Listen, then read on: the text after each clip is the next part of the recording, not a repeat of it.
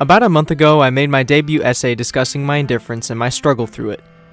After going through and rewatching these different shows and writing new essays about each one, I've come to discover a lot about myself. I wanted to open this essay with a tribute to all of you watching.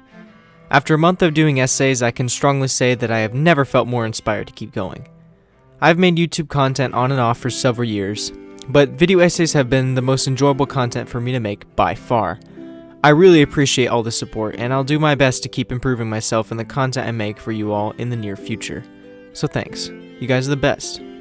If you've not seen my first essay, I strongly recommend you check it out for some context in this essay. When I experienced and struggled through extreme indifference and cynicism, I found it very difficult to appreciate and express deep, specifically negative emotions. Unlike with shallower and positive emotions, I saw no practical value in expressing negative emotions. Eventually, I not only lost the capability to express those emotions, but I also lost the capability to feel them. After lightly touching on the subject of crying with some of my friends recently to, unbeknownst to them, take a sort of survey, I've heard a lot of them mention that they hadn't cried in a long time either. However, their reasons far differed from mine. It is not as if they couldn't feel those emotions, they simply chose not to express them. There seems to be some form of a negative stigma attached to the act of crying. My minimal experience with crying has been overall positive, but a lot of people see it as an embarrassing thing. I'm proud to say that I can cry without the burden of feeling shameful. Crying is not a burden. It is not an inherently bad thing, and it shouldn't feel embarrassing. Showing your weakness in tears serves as a reminder of your humanity, not just for yourself, but for others too. Not being able to cry felt like an inability to feel pain altogether. And as I stated in my Why We Need Pain essay, losing your sense of pain would be worse than feeling all of the pain in the world all at once. It's an isolating feeling, one that can't be shaken off or ignored. Learning to cry was the biggest hurdle in overcoming most of my indifference. After all, I became self-aware that my indifference was a problem once I noticed my inability to cry.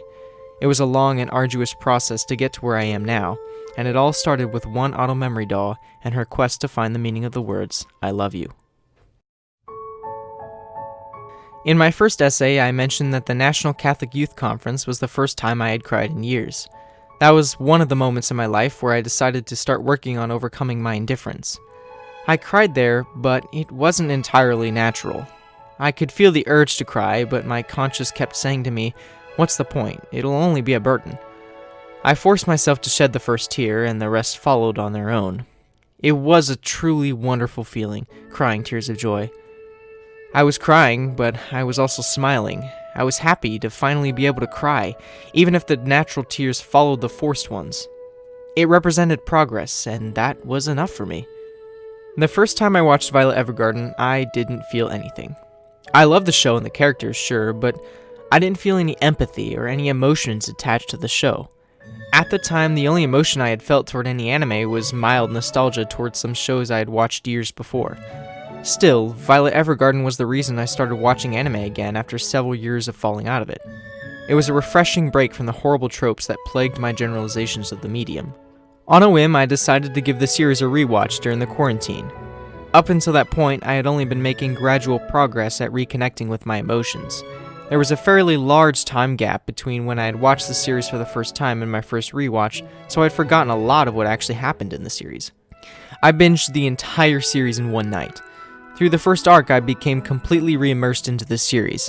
I'd forgotten how great the world building, animation, story, and characters all were. Then, episode 3 came around. At the end of the episode, I knew exactly what would happen, yet I still managed to tear up. I didn't even realize I was tearing up until I couldn't see the screen anymore. It was amazing. After only 3 episodes, I had cried completely naturally without even thinking about it or even realizing I was crying. In episode 7, Violet realized that she was burning. All her life, she had lived without paying mind to her emotions or the impact of her actions. She had killed dozens of people throughout the war without a second thought. She thought that she was an emotionless and indifferent tool, a weapon used for war. But in reality, she had a fiery and passionate heart burning ferociously with the powerful emotions she repressed deep within. In episode 9, she couldn't take the burden of her actions and attempted to kill herself. This scene made me cry more than any other scene before it. Just like Violet, I was burning. All this time I had been indifferent and careless of sentiment. In the scene, I realized what I had done to my relationships. It wasn't just about me anymore. My screw-up had affected many people around me, too. I had pushed people away and treated them somewhat coldly, simply because I thought there was no point in getting attached to people. My indifference didn't cause my emotions to disappear. Emotions don't work like that. They were just suppressed deep within me. I wasn't an empty shell, I was simply oblivious to my burns. And just like Violet, I had many burns. Episode 10 is the most tragic episode of the show. I, having watched the show already, knew exactly how the episode ended. I teared up repeatedly throughout the entire episode because I knew what was going to happen.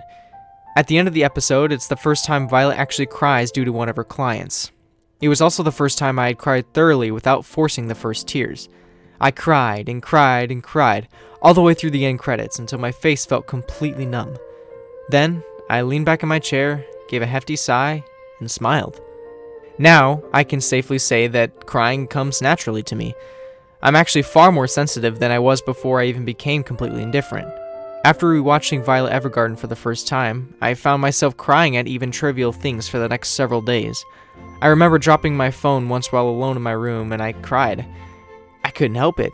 It was like my eyes were trying to make up for all the tears that I had held in for so long. I know a lot of people will suppress their crying because they find it embarrassing or inappropriate to shed tears, but I will always disagree. Don't feel shame in your tears, feel pride in them. It's something we all have, and I'd say it's a gift we should all appreciate.